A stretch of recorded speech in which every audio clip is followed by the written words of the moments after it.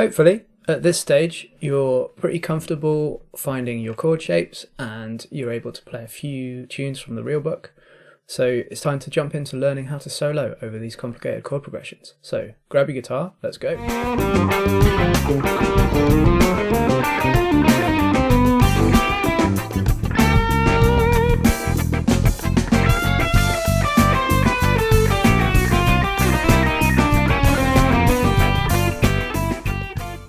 You might be thinking that if I want to improvise in a jazz context, then I need to know all of my scales, all of my modes, and all of the theory in the world. But you really don't, at least not to begin with.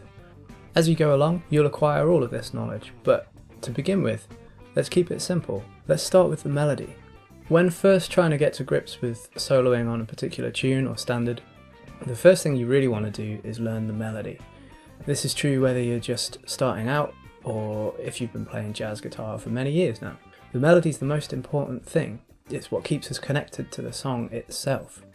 If we lose where we are in the chord progression, we can always fall back on the melody. It helps us stay musical in our solos and it keeps us from just playing a whole bunch of licks. This stuff is applicable for other genres as well, not just jazz, so I hope you find some of this stuff useful. In our last video, we were learning Autumn Leaves and we were learning the various chord voicings to help us play that song. If you haven't seen that video, then I suggest you go and check it out first before we continue.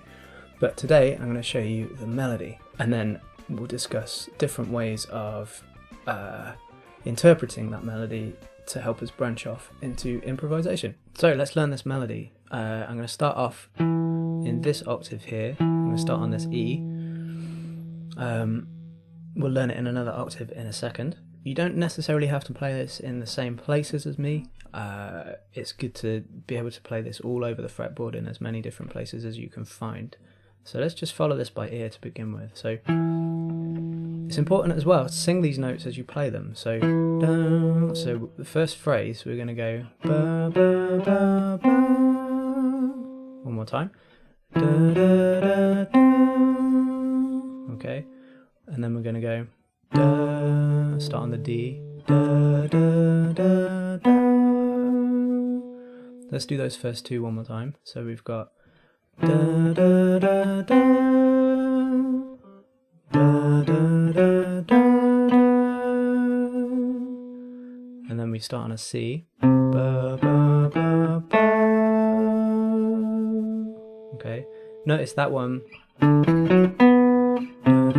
It's the same shape, just starting down a tone, and then we go ba, ba, ba, ba, end on a G here. So da, da, da, da. Let's put those four bits together. So we've got da, da, da, ba, da, da, da, da.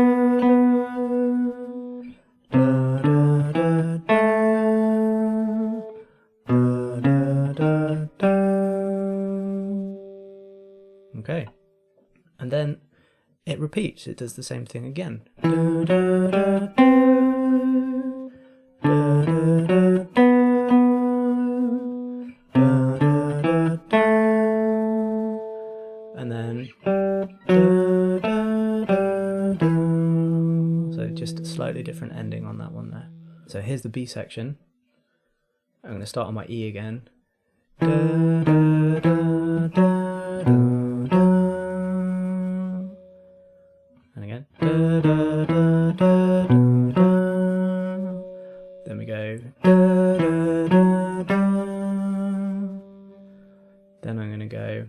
Da, da, da, da, da, da.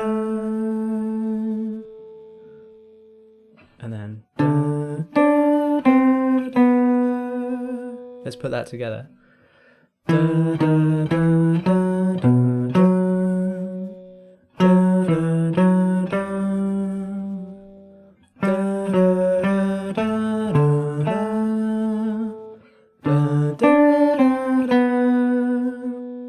Okay, then I'm going to find this B here on the D string.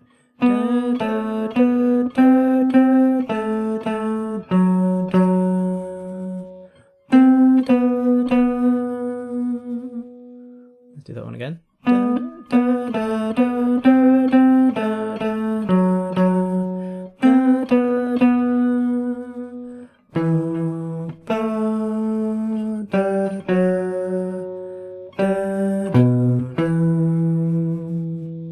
Okay, last one again.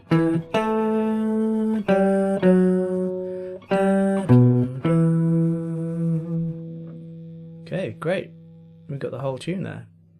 It's important to learn this in multiple octaves, so let's learn this up here. So we're going to start on E again. This is the E on the G string on the 9th fret, and I'm going to go da, da, da, da. Okay, da, da, da, da. And then da, da, da, da. And if you remember from before, this phrase, the one after this, was the same as this down 2 frets. Da, da, da, da. Okay. Da, da, da, da. Okay. Let's go again. Da, da, da, da. Da, da, da, da. Ba, ba, ba, ba. Da, da, da, da. Okay. And then the second half of that. Da, da, da, da. Da, da, da, da.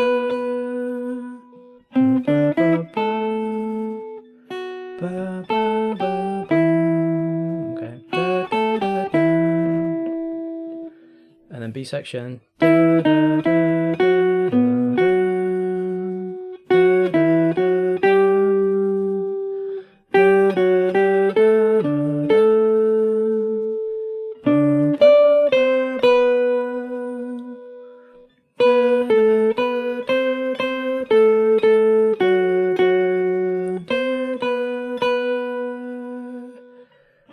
Oops.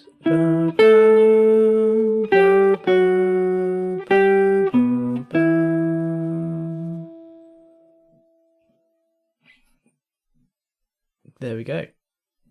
There are links below if you want to see that written out, but hopefully you see the benefit of just trying to work this out by ear. Okay, so now we can play the melody, but now what?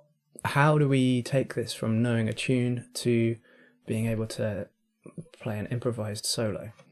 Currently we're playing this song in the key of E minor. Now as guitar players, immediate instinct when we see E minor is to jump to the 12th fret and play all of our flashy blues licks.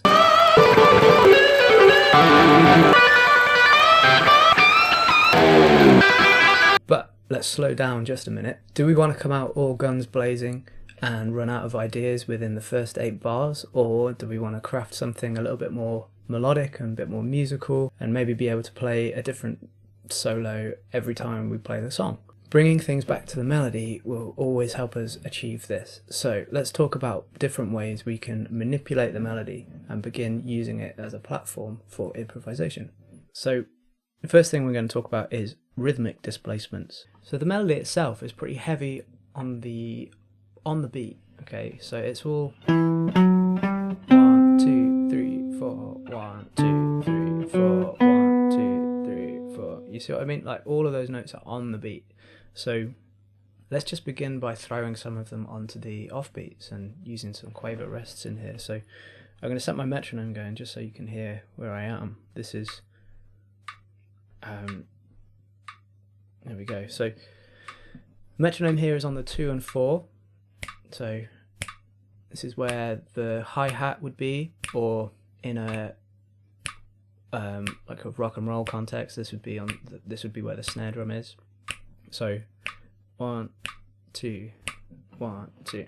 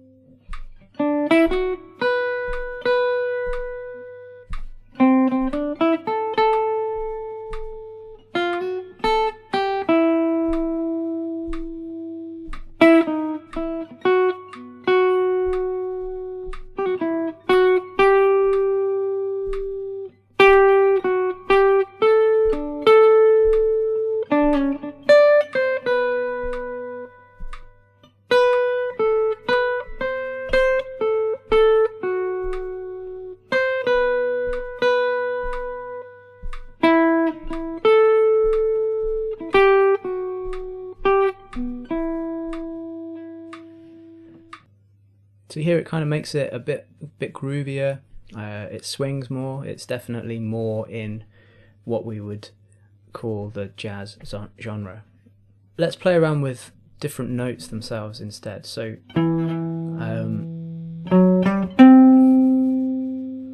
so maybe like we're noticing that there's this sequential sort of thing going on. So if I take an idea like this, you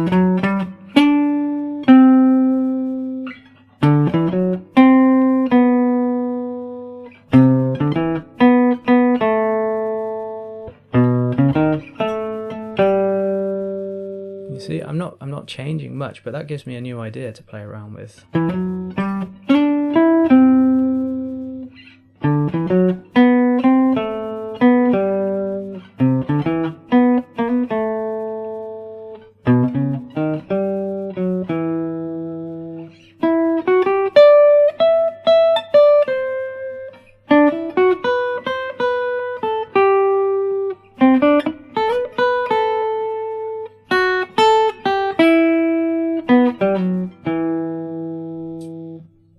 You see, suddenly it's a little bit different. It's not the exact same melody, but it's linked to that melody and it keeps us in touch with the tune. And I just want to mention, I'm not really thinking here about any of those chord changes. I'm not thinking about any scales that I'm using. I'm just sort of finding notes that are nearby to what I already know, which is the melody. Another thing we can improvise with is our dynamics and our inflection of that melody. So even if we play the melody pretty straight,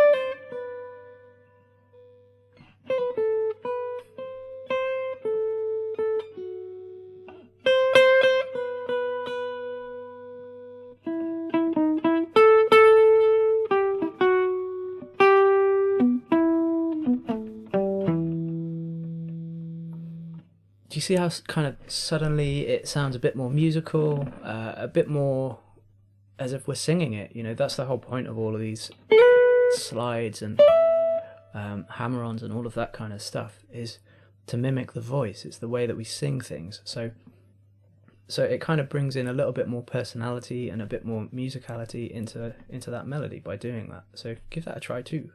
So now we know the melody. Each time we play it, we can take it further and further away, and we've always got that kind of link to the song in the back of our minds going on. So I'll do an example. So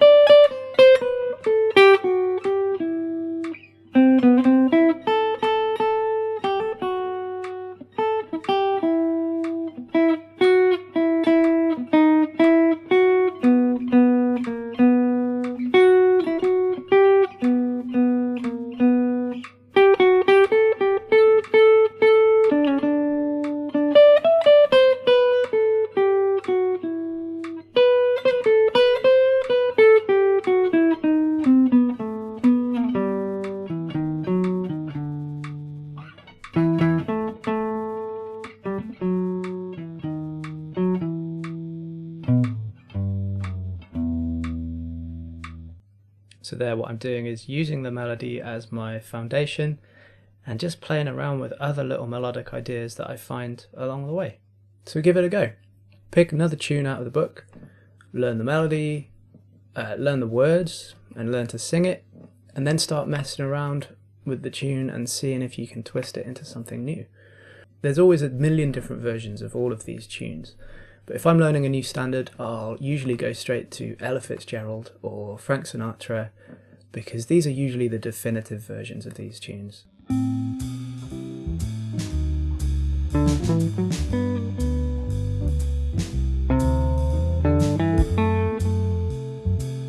That's all for now.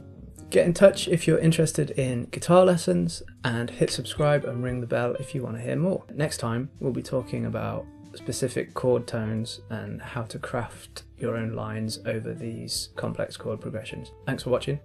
See you soon.